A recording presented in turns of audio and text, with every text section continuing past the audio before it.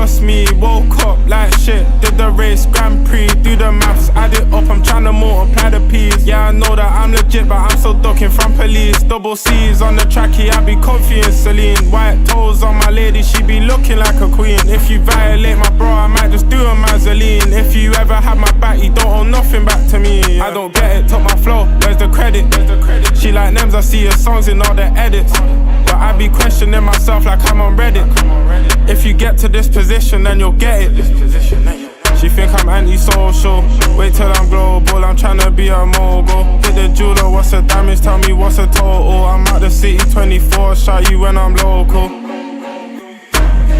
Two things plus me, woke up like shit. Did the race, Grand Prix, do the maths, add it up, I'm tryna multiply the P's. Yeah, I know that I'm legit, but I'm still ducking from police. Double C's on the tracky, I be comfy in Celine. White toes on my lady, she be looking like a queen. If you violate my bro, I might just do a Mazzoline. If you ever had my back, you don't owe nothing back to me, yeah. What is up YouTube, bienvenue pour cette nouvelle vidéo.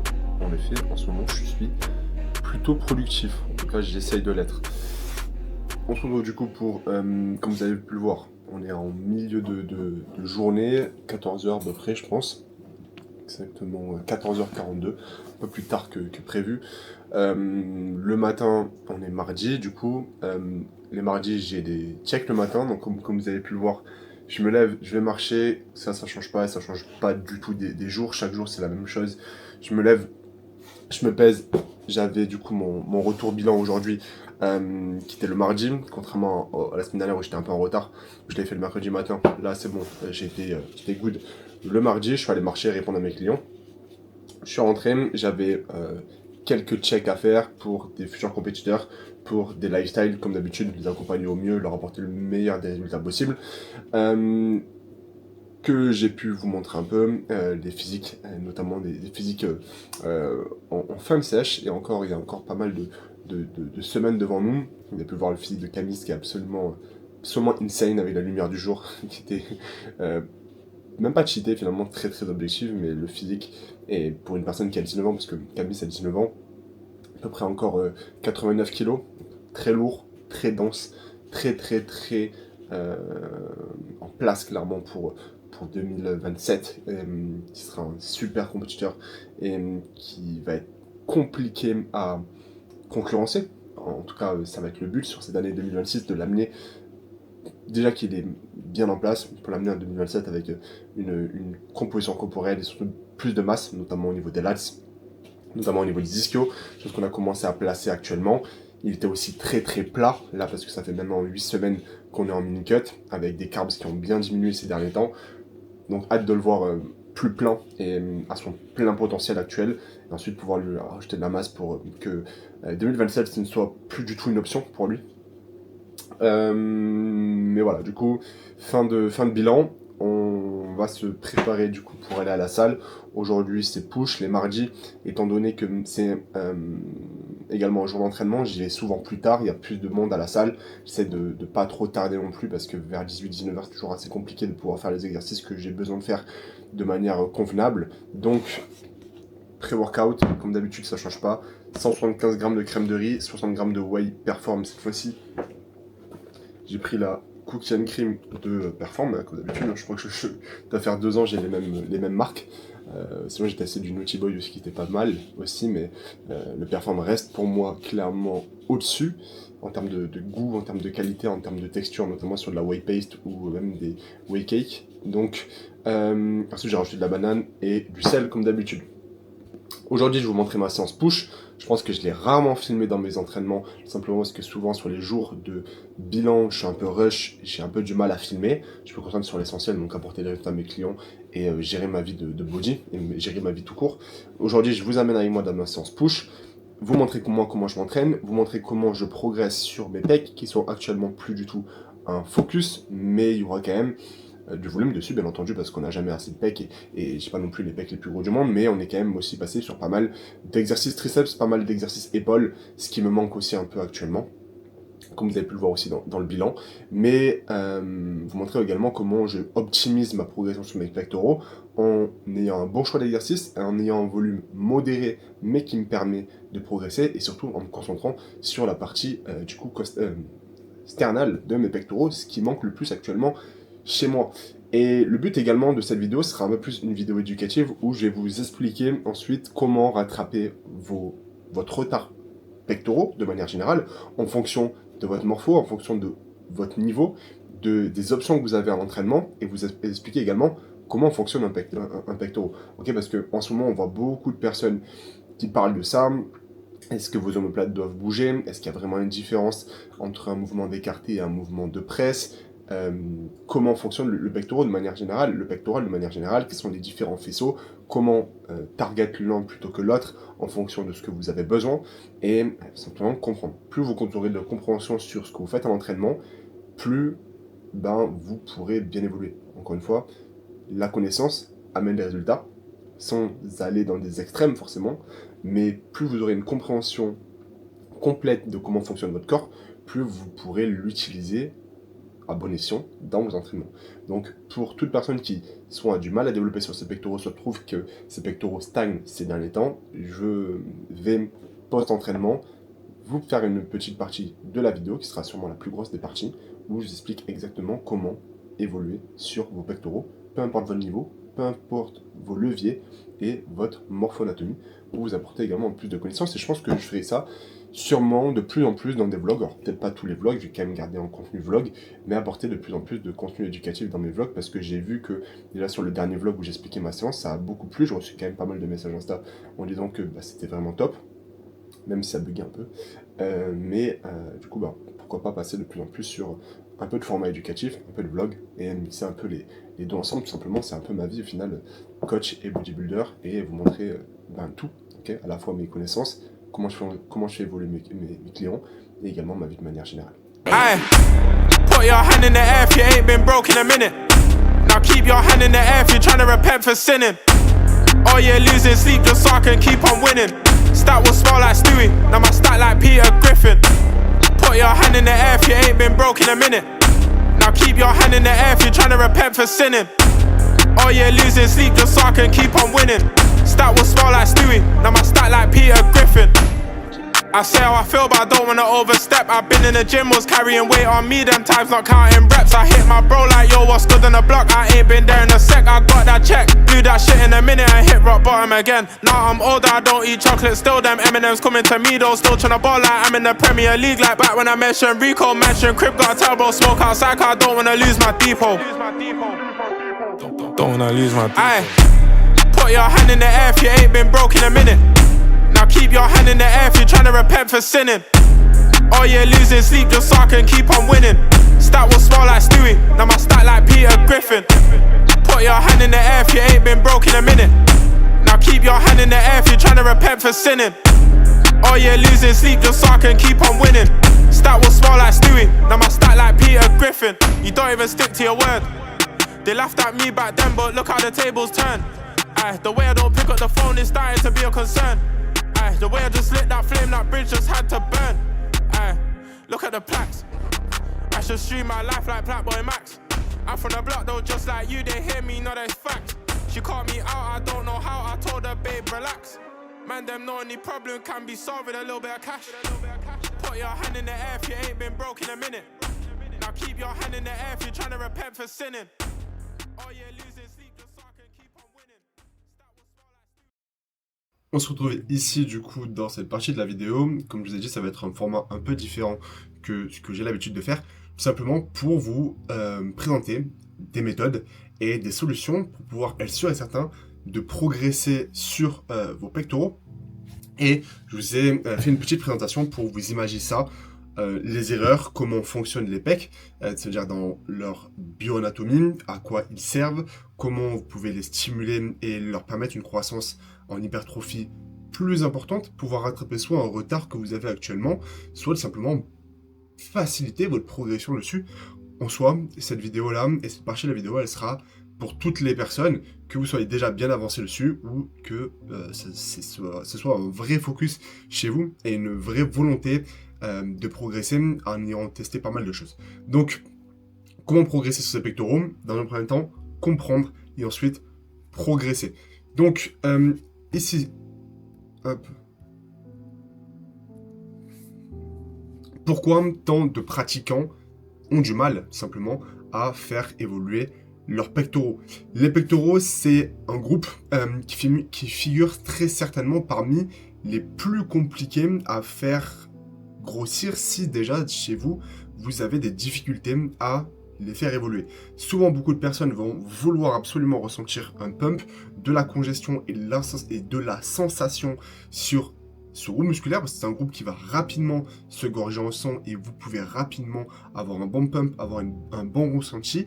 Cependant, chez certaines personnes qui ont des difficultés justement à le développer, ça peut ne pas être le cas. Et vouloir absolument rechercher ce type de sensation, ce sentiment-là, sera forcément contre-productif chez vous. Tant que vous utilisez votre muscle dans les bons patterns de mouvement et tout simplement avec une bonne technique et en respectant la bioanatomie de votre groupe musculaire, vous allez avoir du stimulus dessus. Et donc, comme je l'ai écrit ici, faire bien la distinction entre assez de stimulus et assez de sensation, ça peut être très mal compris et ça peut clairement vous biaiser sur l'évolution. Maintenant également, les pectoraux, c'est un groupe où c'est très compliqué de les isoler parce que d'autres groupes vont entrer en jeu sur les mêmes mouvements que les pectoraux, les épaules, les triceps, dans une moindre mesure, le dos. Donc, forcément, ça sera beaucoup plus compliqué de les isoler, comparé à un biceps, comparé à un quadriceps également, où il y a des possibilités de complètement isoler la zone avec une bonne technique. Là, ça sera jamais le cas. Vous aurez forcément d'autres groupes qui rentreront et du volume indirect qui sera mis sur les autres groupes musculaires. Et ça peut clairement être un frein pour vous si notamment vous avez des triceps déjà en avance, des épaules déjà en avance, et plus un groupe musculaire, les pecs, les triceps ou les épaules seront en avance par rapport à vos pectoraux, plus vous avez de chances, si vous ne mettez pas les bonnes choses en place et si vous ne savez pas quoi mettre en place, que ces groupes-là continuent à se développer et vos pectoraux restent en retard. Ensuite, du coup, pour bien comprendre déjà comment développer vos pectoraux, il faut que vous compreniez la bioanatomie du pectoral. Donc, les pectoraux, le pectoral est responsable de l'adduction horizontale, c'est-à-dire de ce mouvement-là, c'est-à-dire venir rapprocher le bras et l'humérus face à vous. En gros, venir crosser votre sternum. Également, responsable de la flexion d'épaule, c'est-à-dire lorsque vous allez monter votre humérus et votre bras vers le haut. Il y a également une troisième fonction un peu moins connue, un peu moins intéressante, mais toujours intéressante notamment sur vos mouvements de pec fly, ça va être la rotation interne. Là, c'est un peu compliqué de vous montrer, mais ça va être ce mouvement-là. Ok ? C'est pour ça que sur un pec fly, ce sera jamais intéressant de pousser de cette manière-là, toujours avoir le bras légèrement ouvert. Donc ça, c'est pour les fonctions même du pectoral, on ne va pas y revenir à 20 ans, mais donc vous comprenez bien que déjà, ce mouvement-là et ce mouvement-là, dans une presse convergente, ce sera encore plus ce mouvement-là, c'est exactement les mêmes mouvements. Concentrez-vous simplement sur mon avant-bras. Entre ça et ça, il n'y a absolument rien qui change, il y a simplement une flexion de coude, mais qui n'intervient absolument pas dans le recrutement de pectoraux. Donc déjà, ne faites pas la différence plutôt entre un pec fly, un mouvement d'écarté et un mouvement de poussée. Chose que beaucoup de personnes peuvent faire. En réalité, la différence, ça va souvent être simplement la tension, le type de tension et dans quelle position vous allez travailler votre muscle. Position bioanatomique. Donc, les trois faisceaux du pectoraux sont le faisceau claviculaire, celui que vous avez en haut du pec, simplement, qui va venir s'insérer au niveau de l'humérus et au niveau de votre clavicule. Le faisceau sternal qui va plutôt venir s'insérer au niveau du sternum et également venir au niveau de l'humérus, et costal, donc plutôt au niveau des côtes, enfin juste avant vos abdominaux. Donc, les origines et les insertions sont toujours les mêmes, c'est-à-dire au niveau de l'humérus. Donc vous comprenez bien que ça sera toujours dans quelle proportion, dans quel angle vous allez bouger votre humérus, qui va faire que vous allez plus ou moins travailler un de ces trois faisceaux. Ensuite, bien varier les positions bioanatomiques et les tensions, c'est ce qui vous permettra de pouvoir rattraper un point faible. Beaucoup de personnes qui ont un point faible veulent absolument se cantonner à des mouvements à forte tension d'étirement, comme du bench, qui est déjà encore plus instable, comme forcément des développés aux haltères, à la barre, ou même à la Smith, ou même sur des chest press, qui seront très souvent, je parle surtout au niveau des poids libres, des mouvements à forte tension d'étirement ou mid-range, et donc pas forcément le mieux si vous avez déjà du mal à avoir assez de connexion nerveuse, de bon schéma moteur, pour être sûr et certain que vous recrutez assez vos pectoraux. Parce que j'ai dit que la sensation tout à l'heure n'était pas forcément ce que l'on recherchait, c'est pas ce que l'on recherche. Par contre, une bonne sensation sur un mouvement pourra vous indiquer est-ce que vous faites bien le mouvement, ou par exemple sur un développé à la barre, si vous sentez vos triceps et vos épaules, et pas du tout vos pectoraux, bah c'est potentiellement que votre technique, votre contrôle du mouvement n'est pas bon, et que c'est vos épaules et votre triceps qui poussent plus. Donc la sensation sera toujours intéressante, et pour avoir de la sensation, il faut aller la chercher en faisant rentrer du sang, en allant chercher un semblant de pump, en mettant un peu de stress métabolique, notamment avec des fortes tensions de contraction, comme un certain pad fly, tous ne sont pas faits de la même manière, des écartés à la poulie, faits d'une certaine façon. Donc ce sera toujours intéressant de varier l'étirement maximum, la position mid-range et raccourci en termes de tension. Par exemple, ici, je vous cite certains exercices à forte tension d'étirement, comme des développés aux haltères, comme des écartés à la poulie, dans une certaine configuration de la poulie, des exercices à forte tension mid-range, comme des presses convergentes, ça dépend aussi les presses, et ça dépend aussi les pec fly, et des exercices à forte tension de contraction, comme des écartés à la poulie dans une certaine configuration, et comme certaines chest press également. Donc le profil de résistance active différemment les fibres musculaires et optimise l'hypertrophie sur l'ensemble de ces courbes de force. Ok ? Ici, je vous ai mis certains exercices avec certains exemples, comme ici, du coup, la machine hammer que vous avez quasiment tous dans les Léonard et certains Fitness Park, où vous allez avoir le plus de tension en contraction. Quand votre muscle est complètement raccourci, c'est là où le bras de levier sera le plus important, ce qui n'est pas forcément optimal pour de la progression, parce que ça va être un moment où le muscle va être très faible, que vous allez avoir le plus de tension. Pour autant, pour certaines personnes, pour ressentir leurs muscles, ça peut être intéressant. Pour bien faire entrer du sang, avoir un bon stress métabolique, ça peut être intéressant. Au niveau de la mid-range, bah, c'est tout simplement, il existe, c'est très rare, j'ai vu ça passer, donc je l'ai mis ici, des personnes qui trafiquent un peu cette machine-là, ce développé incliné hammer, en mettant les poids plus haut. Vous voyez qu'ici, ils ont rajouté du matériel qui permet d'avoir, du coup, en fin de mouvement, moins de bras de levier. Vous vous rendez compte que là, que le bras de levier, entre ce pin-là et ce pin ici, il est plus faible sur ce pin ici. Donc mid-range est souvent avec une barre, avec des haltères en forte tension, à l'étirement, c'est là où vous allez avoir le plus gros bras de levier, entre là où s'applique la force, la charge au niveau du coude, et votre articulation qui est du coup l'épaule. Donc savoir varier ces tensions-là, ne pas se cantonner qu'à un type de tension. Et pareil pour au niveau de la position bioanatomique de vos pectoraux. Ça sera super important de pouvoir le comprendre pour agencer vos entraînements de la bonne des manières. Ensuite, les 4 erreurs que je vois souvent sur les pectoraux et qui sabotent votre progression, ça va être un mauvais choix d'exercice, comme je l'ai pu le dire, mais ça va aussi jouer avec votre morpho-anatomie. Une personne qui a des clavicules longues, une personne qui a des clavicules étroites, une personne qui a des clavicules droites, une personne qui a des clavicules qui rentrent vers l'intérieur ou même qui sortent vers l'extérieur, ou qui sortent plutôt vers l'intérieur et qui rentrent vers l'extérieur, n'auront pas le même type de prog. Okay, pareil au niveau des longueurs de segments, au niveau des bras, pareil au niveau de la longueur de vos pectoraux, pareil au niveau de votre grosseur de cage, plutôt votre épaisseur de cage. Donc, tout le monde ne doit pas avoir les mêmes exercices, du développé couché forcément, de la chest press forcément, du pec fly forcément. Ça va dépendre de votre morpho-anatomie et de qui vous êtes également. Et de votre expérience, bien entendu. Ensuite, il y aura toujours l'erreur des techniques et des tempos, comme j'ai pu te le dire. Les pecs sont un groupe musculaire qui peuvent se faire voler la vedette par des épaules, par les triceps, etc. Donc ça sera super important d'avoir une bonne compréhension du mouvement et un bon contrôle de la technique, notamment ne pas bâcler vos excentriques. Surtout les personnes qui ont du mal à progresser dessus. Avoir assez d'excentriques pour être précis sur le mouvement, plus la vitesse est importante, moins vous êtes précis, comme dans tout système mécanique ou biomécanique.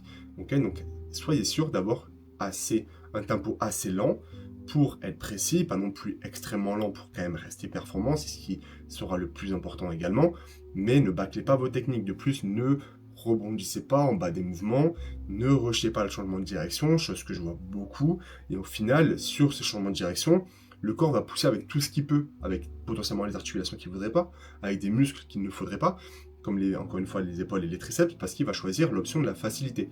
Donc, une personne qui a des points faibles pec et un point fort épaule, tu fais tomber ta barre, tu essaies de rebondir, je peux t'assurer que c'est tes épaules qui vont prendre le relais et qui vont commencer à pousser en priorité, et pas forcément tes pecs. La troisième erreur, c'est de ne pas varier, du coup, là je pense que c'est une petite erreur, du coup, ne pas varier les tensions et les résistances. Donc, comme j'ai pu l'expliquer tout à l'heure, négliger les positions étirées ou raccourcies, ça va forcément limiter le recrutement complet de vos fibres, et varier les longueurs musculaires, ça reste quand même essentiel, comme les ongles. Ensuite, il y a également la quatrième erreur que je vois souvent, c'est un volume et une fréquence qui est mal choisi.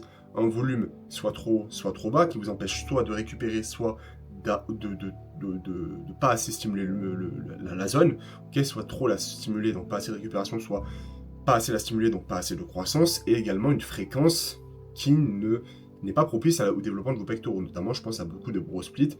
Beaucoup de personnes avec un point faible pec se disent, plus je vais me la donner sur une séance en mettant 22 séries sur mes pecs, mieux ils vont réagir. Alors que c'est faux. Déjà, si tu as du mal à les ressentir, je peux te dire que 22 séries, ça sera absolument pas productif pour toi, et que si tu n'arrives déjà pas à les ressentir sur 5 séries où tu te concentres bien dessus, en 22 séries, ça va être clairement tes épaules et tes triceps qui vont travailler dessus, et où tu vas te faire mal et tu vas te blesser quasiment certainement.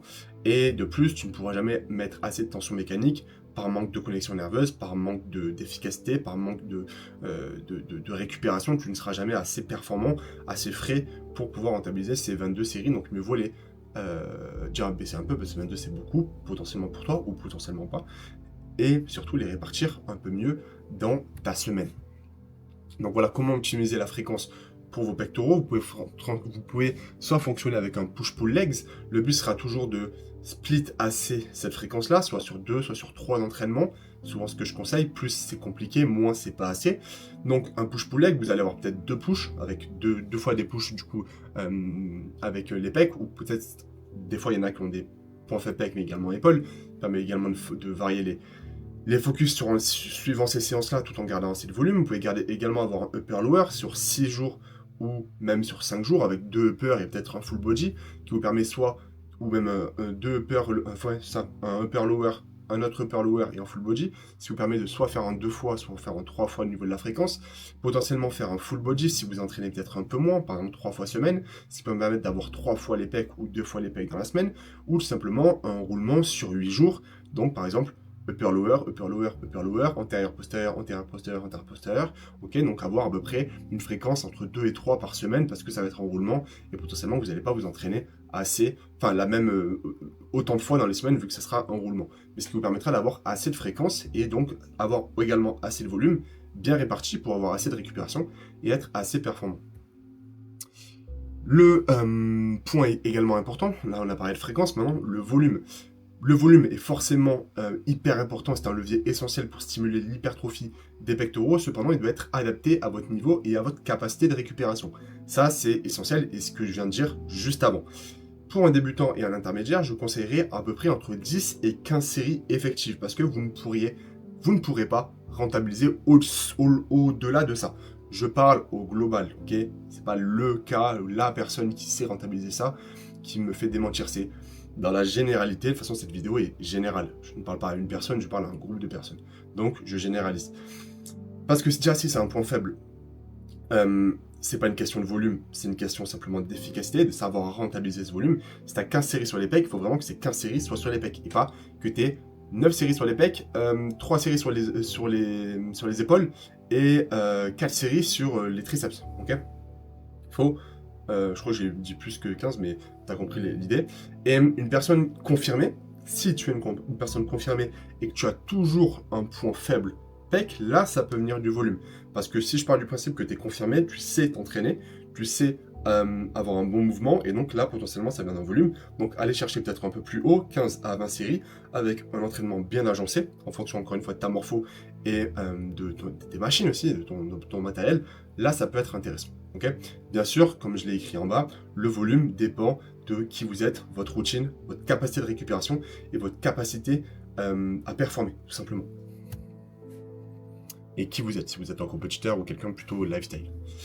Là, je vous présente du coup une idée de séance pour quelqu'un qui est débutant ou intermédiaire, ça peut même être pour les confirmés, qui a vraiment du mal à ressentir ses pectoraux. Là, je ne vais pas détailler chaque morpho-anatomie, donc c'est vraiment quelque chose d'assez global.